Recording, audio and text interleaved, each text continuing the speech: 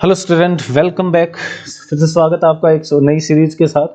बड़े इंपॉर्टेंट से क्वेश्चन मैंने सेलेक्ट किए हैं। पिछली बार कुछ स्टूडेंट्स ने कहा था कि हिंदी में भी होना चाहिए, तो वो हिंदी में भी साथ लेके आया हूँ। आज जो हम करने वाले हैं, जो मेनली हमारे पास जो है वो होगा स्टैंडर्ड डेविएशन, यानी जो स्टैंडर्ड डेविएशन है, ठीक है, मीन डेविएशन है, रेंज है, ठीक है, जिसको डिस्पर्सन बोलते हैं सारों को मिला के, और एक है आपके पास स्क्यूनेस। इस पे क्वेश्चंस लेके आए हूं, बड़े सिलेक्टेड से क्वेश्चन है, ठीक है।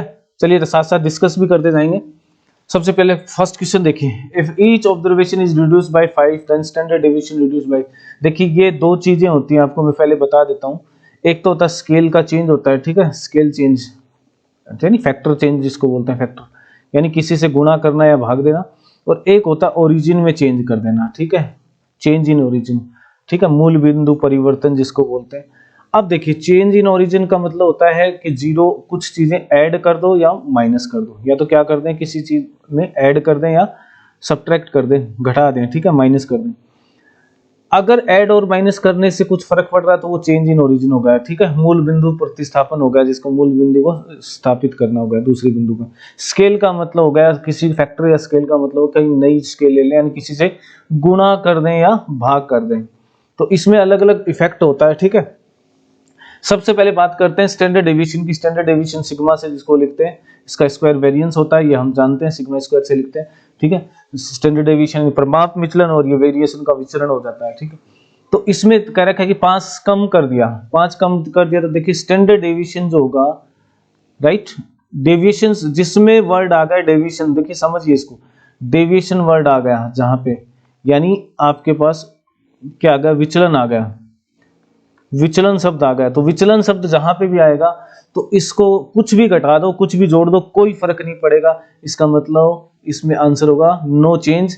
और एक बता दूं, अगर किसी से गुणा, अगर डेविएशन है या मीन डेविएशन जो भी है उसमें गुणा कर देना, स्केल फैक्टर यानी जिसके अंदर स्केल का जो फैक्टर होता है उससे इफेक्ट आता है, अदरवाइज इफेक्ट नहीं आता है। यानी 5 से गुणा कर देता मैं इसको, तो ये जो स्टैंडर्ड डेविएशन है वो भी 5 से गुणा हो जाता है। यानी अगर स्टैंडर्ड डेविएशन सिग्मा है और एक जितने भी प्रेक्षण है ना सबको 5 से गुणा कर देता, तो नया जो आएगा वो 5 सिग्मा आ जाएगा, 5 गुना हो जाएगा, भाग देने से भाग चला जाएगा, ठीक है। ये क्वेश्चन क्लियर हो गया होगा आपको कि दो स्केल होते हैं। एक तो स्केल कौन सा होता है, एक स्केल होता है जिसमें फैक्टर चेंज होते हैं, जिसमें आप किसी संख्या से गुणा भाग करते हैं, ठीक है। दूसरा होता है चेंज इन ओरिजिन, यानी मूल बिंदु में परिवर्तन करते हैं, यानी प्लस या माइनस करने से डेविएशंस वाली चीज जितनी भी है ना, चाहे वो मीन डेविएशन हो, स्टैंडर्ड डेविएशन हो, क्वार्टाइल डेविएशन हो, कोई फर्क नहीं पड़ता, ठीक है।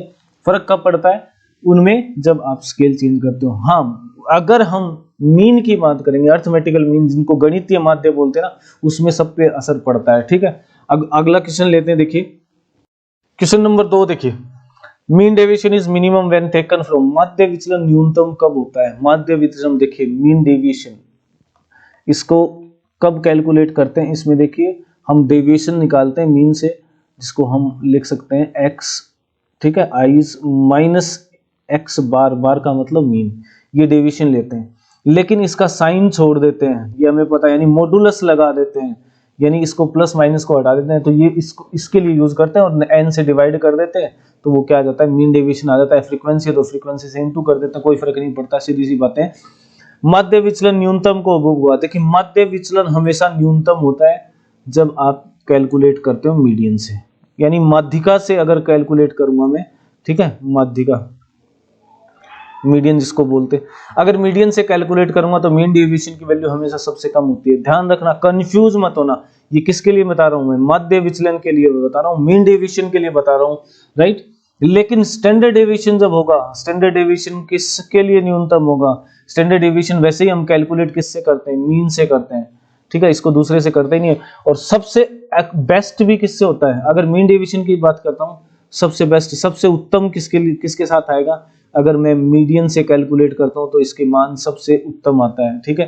तो मीन डेविएशन यानी मीडियन से मतलब है जहां पे मॉडुलस आता है। स्टैंडर्ड डेविएशन में हम डी लेते हैं, लेकिन इसका नेगेटिव साइन हटाने के लिए हम स्क्वायर करते हैं, sum of d square upon n लेते हैं, ये स्टैंडर्ड डेविएशन बनता है। जब स्क्वायर की बात होगी तो हम एक line of best fit line पढ़ते हैं ना, सेम वैसे ही आएगा। डेविएशन कब मिनिमम होता है, जब आप ये क्या लेते हो, मीन से लेते हैं, मीन माइनस करते हैं तो इसका स्क्वायर हमें पता है कि मिनिमम होता है, और सिर्फ मीन से ही अगर मैं स्टैंडर्ड डेविएशन ले लेता हूँ, अबाउट मीन यानी एक्स आई माइनस एक्स बार लेता हूँ, तो इसकी वैल्यू हमेशा जीरो होती है। ठीक है, मिनिमम वैल्यू क्या होगी, जीरो भी होगी, मिनिमम नहीं है।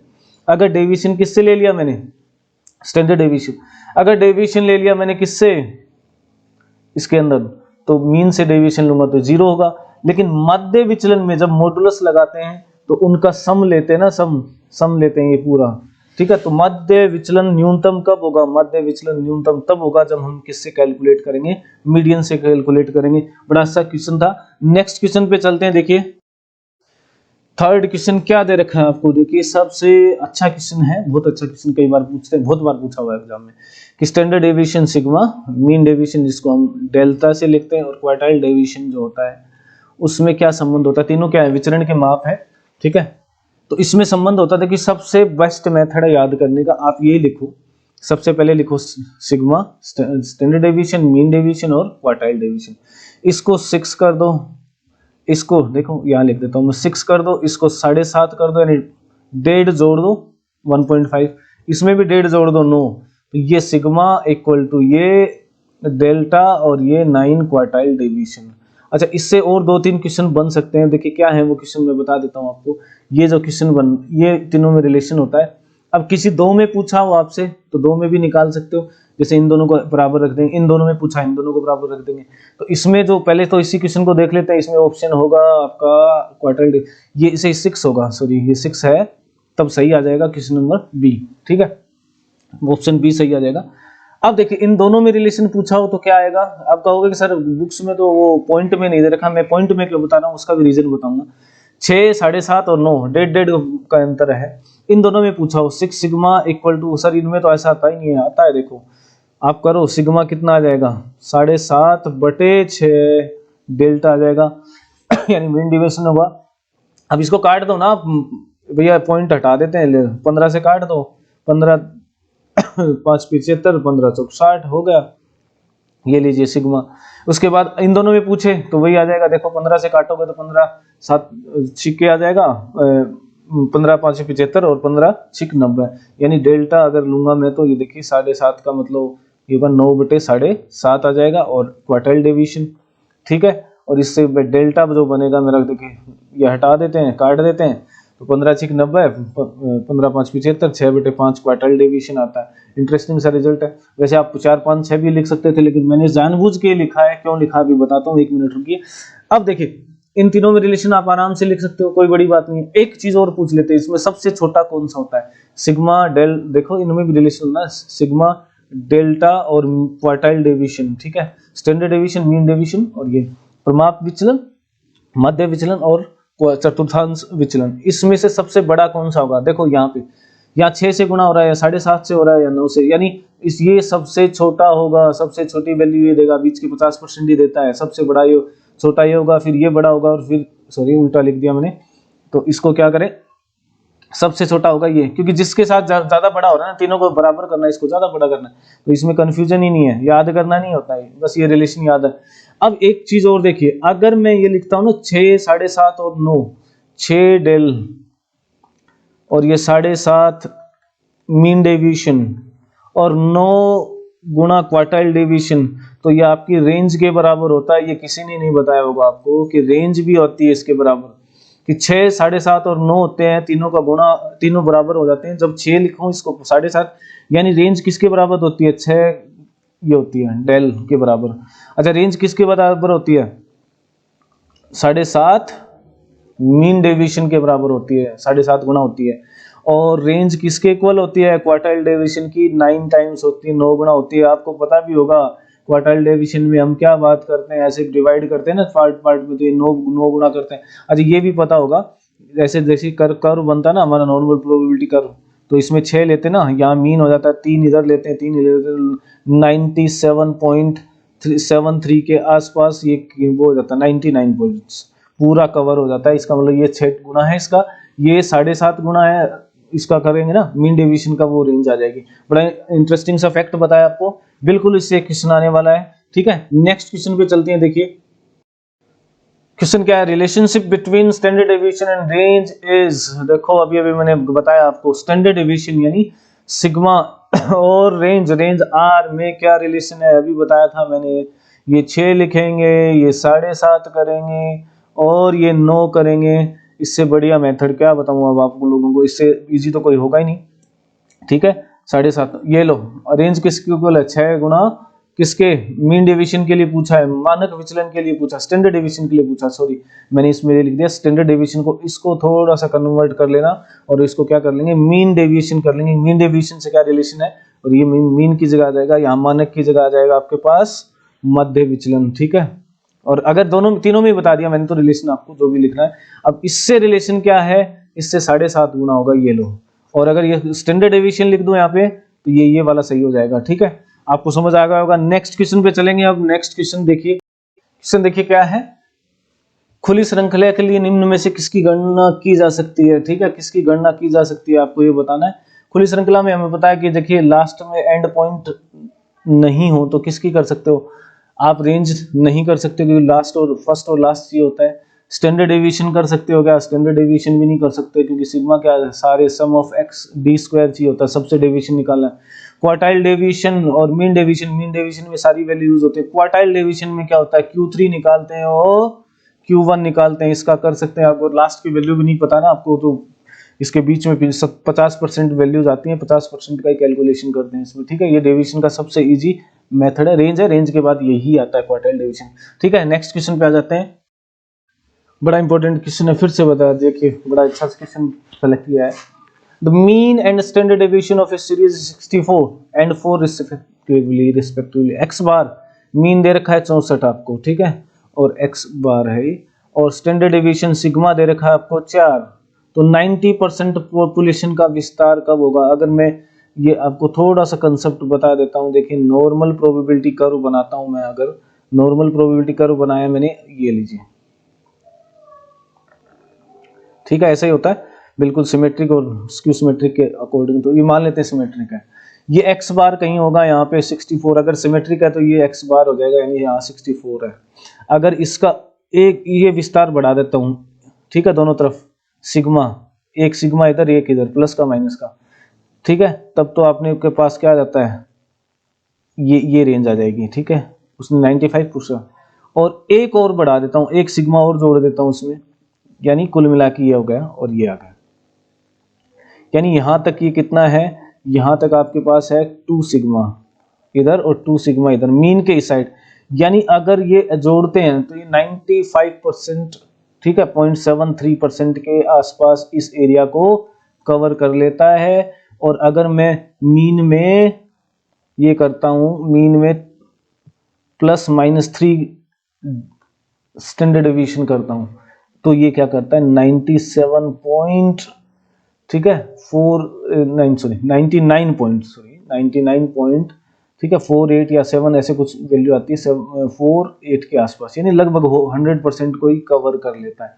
तो उसने पूछा है कि 95%, तो 95% का मतलब क्या हो गया, ये वाला एरिया 95% कवर करे। तो 95 कब करेगा, 2 सिग्मा इधर जोड़ दूं और 2 सिग्मा घटा दूं, यही तो होता है।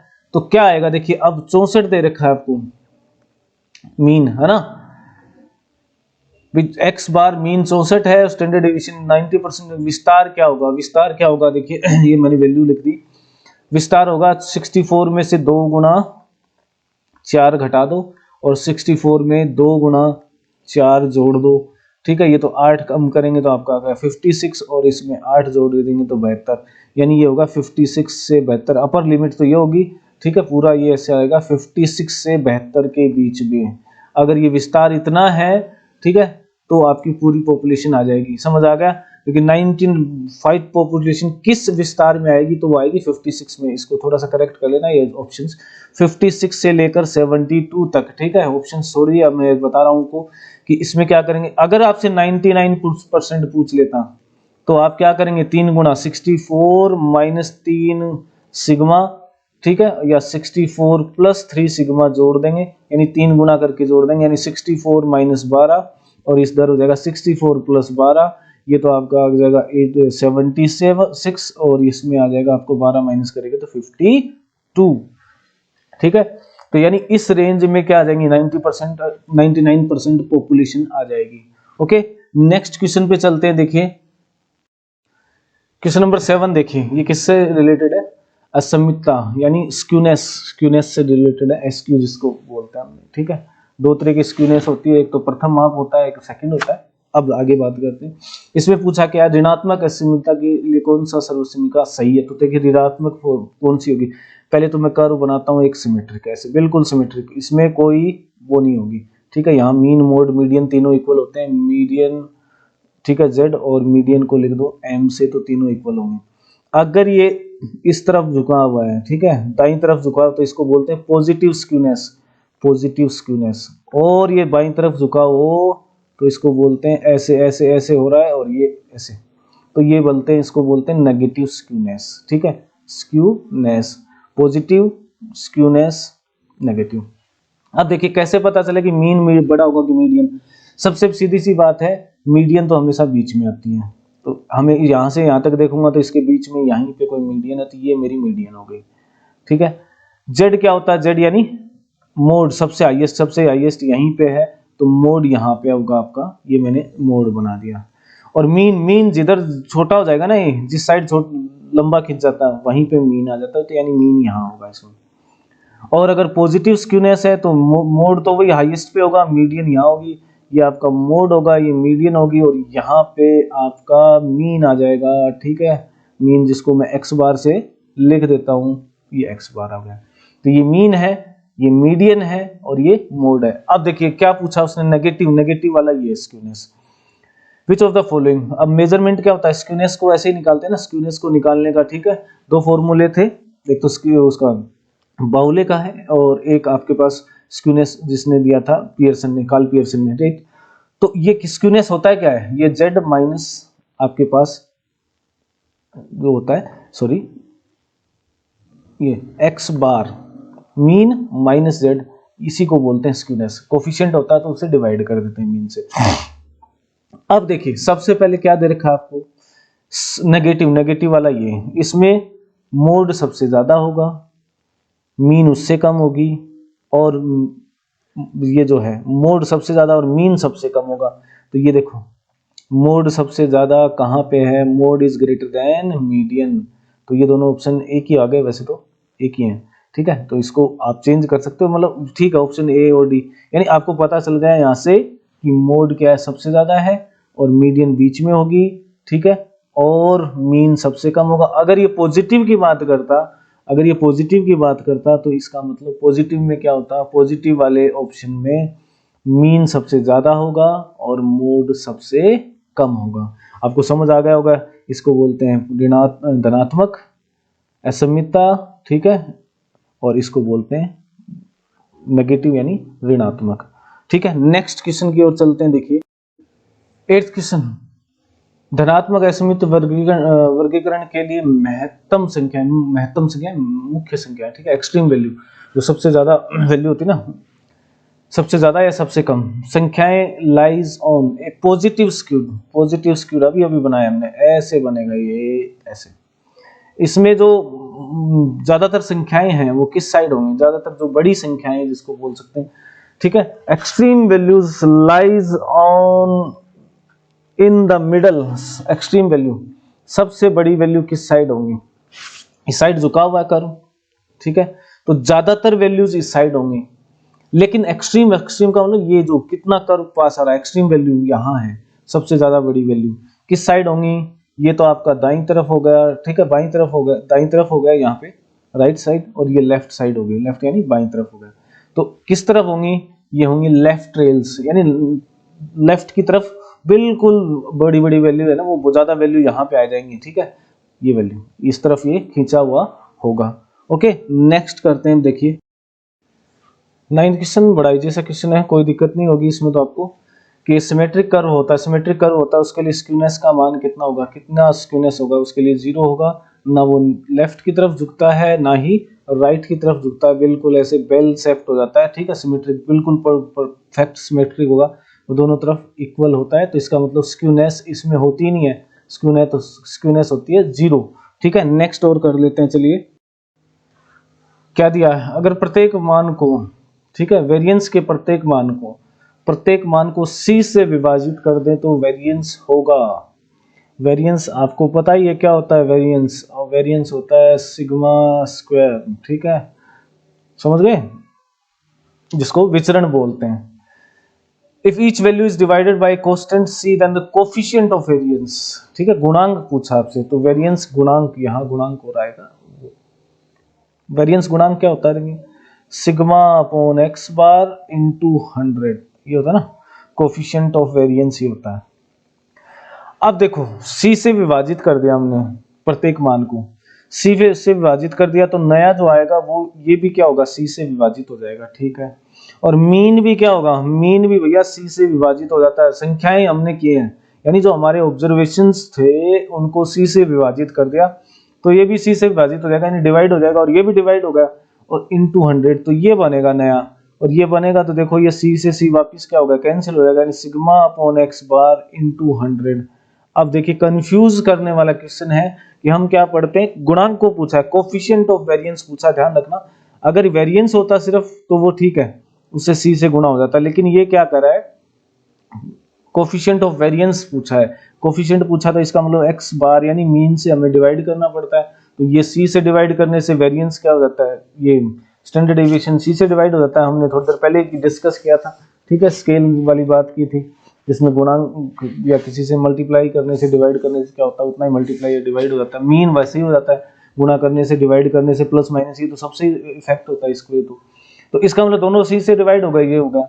अगर सिर्फ आपसे वेरिएंस पूछ लेता, सिर्फ वेरिएंस पूछ लेता तो सिग्मा स्क्वायर, यानी वो नया variance c square sigma square होता है, क्योंकि स्क्वायर है उसमें तो सारी वैल्यू c से स्क्वायर हो जाती है, यानी वो क्या हो जाता, पहले से बढ़ जाता। लेकिन अब क्या होगा, अब सेम एज द मूल मान के समान ही होगा, बिल्कुल सेम ही होगा, कोई चेंज नहीं आएगा, ठीक है, ध्यान रखना, क्वेश्चन को अच्छे से पढ़ना, कोफिशिएंट ऑफ वेरिएंस पूछा गया है। नेक्स्ट क्वेश्चन पे चलते हैं हम। एक सकारात्मक विषम क्रम वक्र के लिए, विषम वक्र के लिए तो हमने पता लिया पॉजिटिव, सकारात्मक मतलब पॉजिटिव, पॉजिटिव कर्व लिया हमने, ठीक है, पॉजिटिव कर्व अभी बनाया था ना हमने, ये किधर इधर इधर झुका होगा, ऐसे ऐसे, ठीक है, पॉजिटिव के अंदर मैंने पहले ही बता दिया आपको, यहाँ पे क्या होगा, मोड होगा सबसे ज्यादा z हो जाता है, ठीक है, मीन इधर आ जाता है हमारा, जिधर छोटा होगा ना उधर मीन होता है, समझना ही होता है वो तो, सिंपल सी चीजें हैं। और ये आपका मीडियन, मीडियन मतलब इनके बीच में आएगा, यहाँ पे ये मीडियन आएगा, सॉरी यहाँ पे मीडियन आ जाएगा m, ठीक है, तो ये वाली लाइन कोई मतलब नहीं है इसका, हटा देते हैं, ये लीजिए, ठीक है, तीनों आगे। तो सबसे बड़ा कौन सा, सबसे बड़ा मीन, उसके बाद मीडियन आएगी और सब उसके बाद z आएगा, ठीक है। तो मोड सबसे मीन सबसे बड़ा होगा, मीन बड़ा है सबसे इसमें, अच्छा ये गलत लिखा हुआ है, फिर मीन सबसे छोटा नहीं होगा, सकारात्मक है ना, सकारात्मक में दर्ज देगा, ये यहाँ पे, इसको चेंज कर देता हूँ मैं, चलिए ऑप्शन को, इसमें क्या होगा, सबसे बड़ा तो होगा मीन, ठीक है, उसके बाद आ जाएगी आपकी मीडियन, और उसके बाद आ जाएगा मोड, ये वाला ऑप्शन होगा, ठीक है, करेक्ट कर दिया मैंने, कोई बात नहीं, वो पहले भी कर चुके थे। अच्छा एक चीज और बता देता हूँ, हमने जो स्क्यूनेस पढ़ी है उसमें दो फॉर्मूले होते हैं, एक तो हम जिसको बोलते हैं फर्स्ट मेजरमेंट ऑफ स्क्यूनेस, जो किसने दिया था, कार्ल पियर्सन ने दिया था। क्या होता है स्क्यूनेस होता है x बार माइनस जेड, ठीक है, माइनस जेड इसका फॉर्मूला होता है, और अगर स्क्यूनेस का कोफिशिएंट निकालें तो x बार माइनस जेड अपॉन में क्या कर देंगे, सिग्मा कर देते हैं इंटू 100, जो भी आ गया उसके। एक होता है सेकंड मेजर जो दिया था वो बाउले ने दिया था, ओके, बाउले ने सेकंड मेजर किसने दिया, सेकंड वाला बाउले ने, ठीक है, बाउलेज कोफिशिएंट, उसने क्या किया था, उसने क्वार्टाइल डिवीजन Q1 Q2 यानी मीडियन और Q3 को, इन दोनों का डिफरेंस लिया, उसने क्या लिया, Q3 माइनस m, माइनस क्या किया, इन दोनों का डिफरेंस लिख दो आप कि m माइनस, अगर वो सिमेट्रिक नहीं होगा कर्व तो ये आ जाता है, इसमें क्या बनता है हमारा Q1 plus Q3 minus 2m बनता है। अगर आपको कोफिशिएंट निकालना है, कोफिशिएंट, ठीक है, coefficient of skewness given by बाउले ने जो दिया था उसमें क्या आ जाएगा, यहाँ ये आएगा ही प्लस में इन दोनों का सम, ये इसका और इसका सम डिवाइड कर देंगे, और जब सम से डिवाइड करेंगे तो देखो आप क्या होगा, m से m कट जाएगा, ठीक है, ये सम हो जाएगा ना, सॉरी m से m कट जाएगा और ये आ जाएगा Q3 माइनस Q1 इंटू 100 कर देते हैं अगर परसेंटेज निकालना होता है। तो ये कोफिशिएंट किसका था, बाउले का था, ठीक है, परसेंटेज निकालना तो 100 करते हैं, अदरवाइज तो 100 की जरूरत ही नहीं होती है, ये कोफिशिएंट उसका था। I hope that get the concept, आपको अच्छा लगा, अगर आपको अच्छा लगा तो प्लीज शेयर जरूर कर दे, लाइक कर दीजिए और चैनल को सब्सक्राइब कर लीजिए। नेक्स्ट में हम और अच्छे क्वेश्चन करने वाले, मैंने न्यूमेरिकल क्वेश्चंस नहीं लिए हैं, जानबूझ के नहीं लिए, न्यूमेरिकल क्वेश्चन तो आप वैसे भी कर लेते हो कि वैल्यू दे रखी है कर लिया, जो अलग से थोड़े थे जो एग्जाम में पूछे हुए, सारे क्वेश्चन ही पूछे हुए हैं, मैंने सारे वही उठाए और कुछ मैंने अपनी तरफ से भी बनाए कि जो अच्छे क्वेश्चन है जो पूछ सकते हैं। अगर आपको फिर भी कोई प्रॉब्लम आ रही है, कोई दिक्कत है, ठीक है, तो ऑप्शंस हो सकते हैं वो जल्दी जल्दी में मैंने गलत लिख दी होंगे, अगर फिर भी प्रॉब्लम तो कमेंट कर दीजिए, बता दीजिए आपको किसी पर्टिकुलर टॉपिक से करना है, क्योंकि अब की बार हमें सिलेक्शन लेके ही रहना है, संगणक तो बनना ही बनना है, ठीक है, ओके, थैंक यू।